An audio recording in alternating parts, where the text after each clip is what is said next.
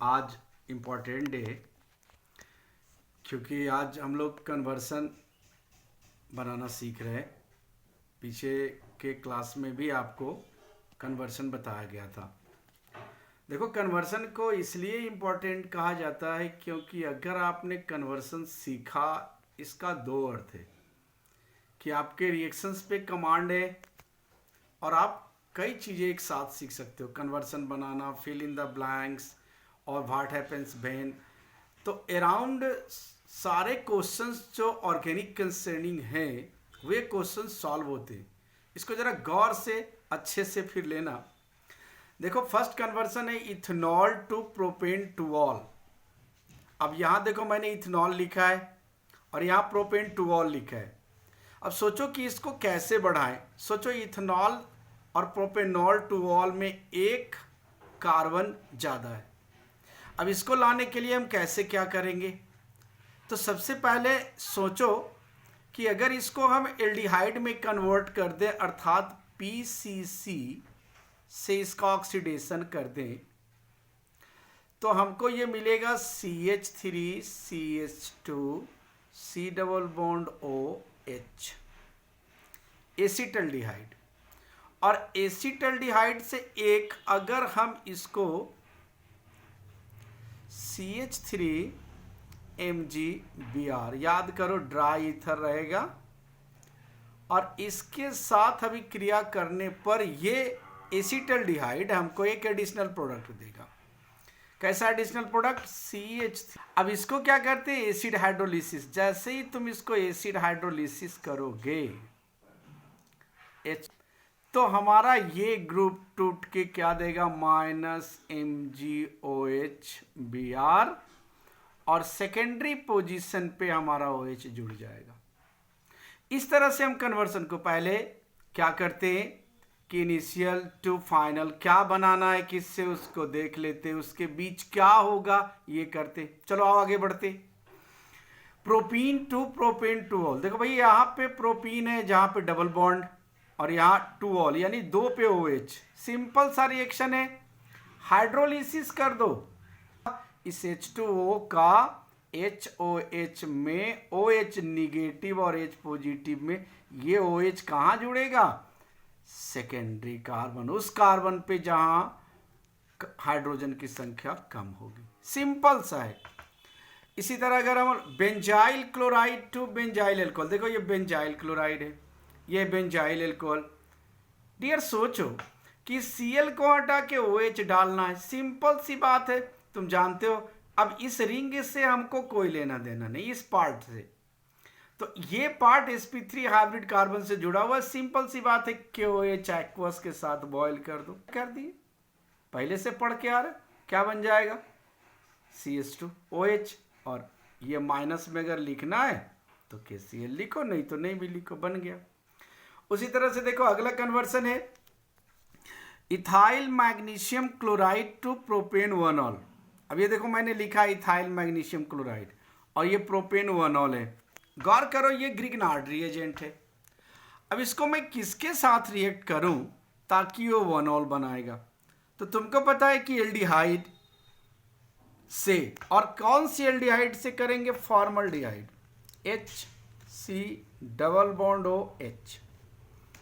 इसको जब हम ड्राई ईथर की उपस्थिति में हीट करेंगे तो क्या होगा कि ये MgCl पार्ट ऑक्सीजन से और ये एल्काइल ग्रुप यहां जुड़ जाएगा, अर्थात CH3 CH2 जुड़ गया CHH और ये आपका OMgCl। अब इस एडिशनल प्रोडक्ट को तुम क्या करते हो? Acid hydrolysis. टूट के OH जुड़ता है, अगर जोड़ेंगे तो यही बनेगा, अर्थात माइनस में MgOH और Cl। जरूरत नहीं भी है भी, दे भी सकते हो, नहीं भी दे सकते हो। आओ एक साथ हम लोग कई कन्वर्सन करते। वैसे भी कल दिया हुआ था PDF में, शायद तुमने बनाया हो, तो कुछ एक को मैं फिर बता दे रहा हूं, कुछ एक और बाकी है जिसको कर लेना। आज केवल क्वेश्चन पे फोकस करेंगे डियर। देखो, फिनॉल से टॉल्यूइन बनाना है हमको। फिनॉल से क्या बनाना है? टॉल्यूइन।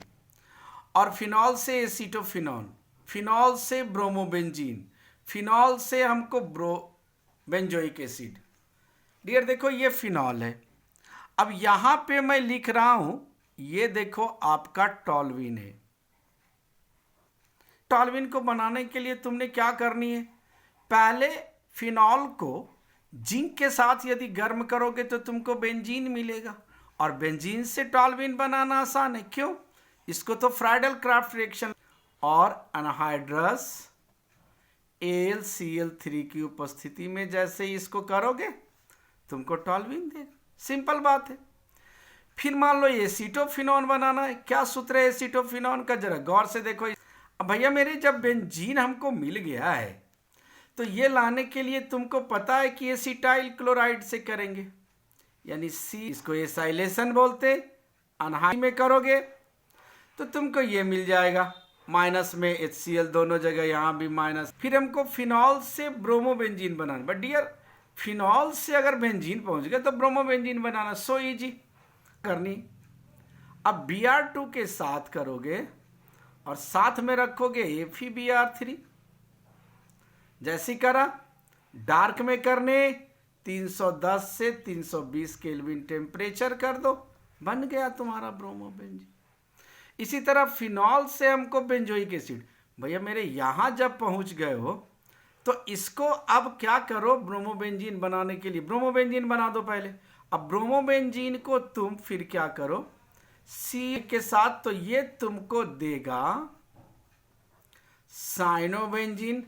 और इस साइनोबेंजीन को तुम आसानी से क्या कर सकते हो कि एसिड हाइड्रोलिसिस कर दो, हमारा बन जाएगा बेंजीन। और तरीका है इसको बनाने का, उससे भी आप कर सकते हो।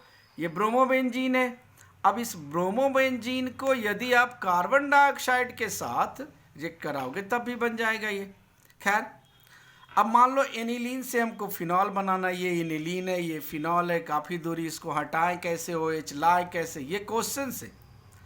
तो हटाएं कैसे, इसके लिए हटाने की जरूरत तब पड़ेगी, इसको डायोटाइजेशन कर दो।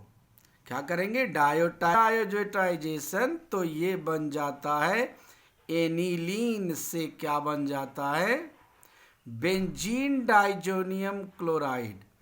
और जिसे हम जल के साथ अगर गर्म कर दें, वार्म करें, तो आपको पता है क्या बनता है, फिनॉल। इसमें N2 और H2O दोनों बाहर निकलते हैं। एक तो कन्वर्सन हम लोगों ने पूरा करा। आजकल कन्वर्सन के स्थान पे ऐसे क्वेश्चंस आते हैं, ये आपको दिया हुआ रहेगा, इसमें A, B, C 3 जो इसके प्रोडक्ट्स हैं वो आपको बताने होंगे। सिंपल सी बात है, अगर आप रिएक्शंस जानते हो कंफर्मली कर लोगे। इसी को करना है, जैसे स्टार्ट करो, इसको कैसे करना है ये देखो।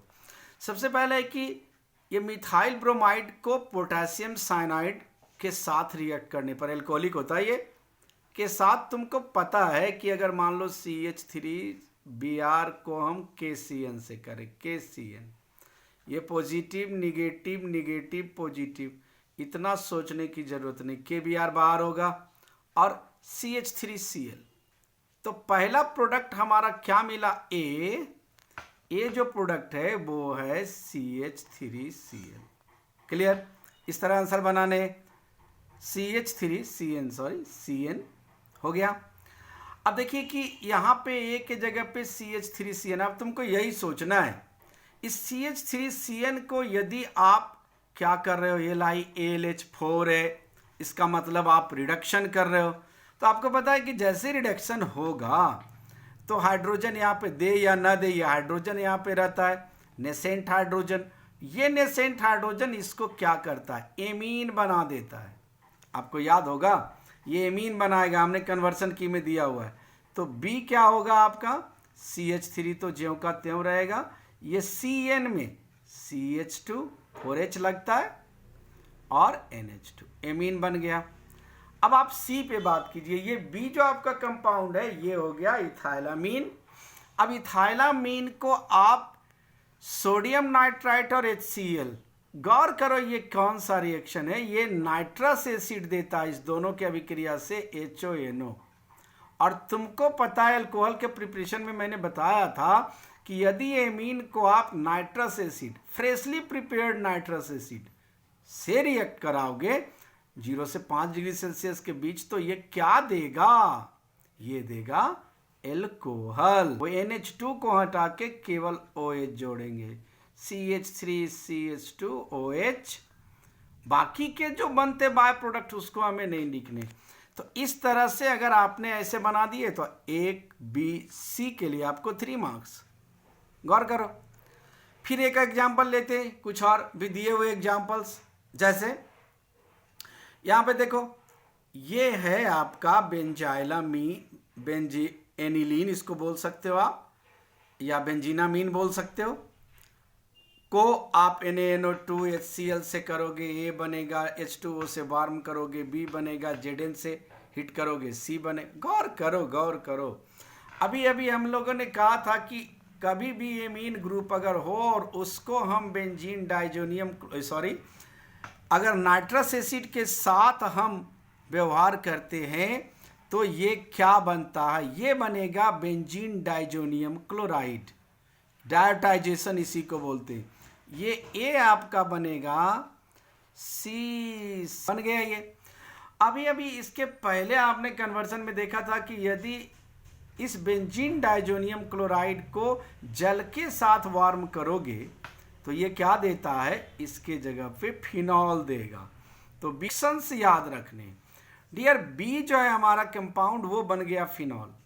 A तो बना था बेंजीन डाइजोनियम क्लोराइड, B बन गया फिनॉल। अब अभी अभी आपको मैंने बताया था कि यदि फिनॉल को जिंक के साथ गर्म करोगे, याद करो, इसको अगर हम जिंक के साथ गर्म करते हैं तो हमको बन जाता है बेंजीन C6H6। अभी हम लोगों ने पढ़ा था। तो ये इस तरह से 3 कंपाउंड्स हमारे बन गए। अब देखो, ये लास्ट के क्वेश्चंस है। अब ये क्वेश्चंस क्या है? इथाइल एल्कोहल है, फास्फोरस पेंटाक्लोराइड से करोगे ये बनेगा। ध्यान दो, फास्फोरस पेंटाक्लोराइड से करने पे ये क्या देता है? हमको यहाँ बाय प्रोडक्ट की जरूरत नहीं होती। तुमको पता है कि जैसे ही तुम करोगे तो इसमें हमको देगा एल्काइल क्लोराइड। यार प्रोडक्ट क्या बनते हैं हमको कोई लेना देना नहीं। B, अब A तो हो गया आपका C2H5Cl।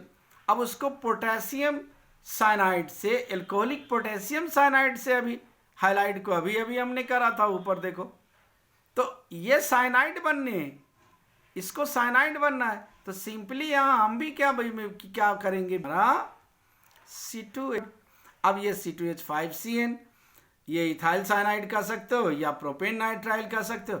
और उसका अगर एसिड हाइड्रोलिसिस करो, डियर, CN का एसिड हाइड्रोलिसिस हमको कार्बोक्जिलिक एसिड देता है। तो इस तरह के क्वेश्चंस पे भी प्रैक्टिस करो। प्रैक्टिस करने के लिए मैं दे रहा हूँ अभी PDF से क्वेश्चंस निकाल के करना, और इसके अगले क्लास से हम लोग फिर चलेंगे ईथर। तो आज का लेक्चर यहीं पे समाप्त होता है।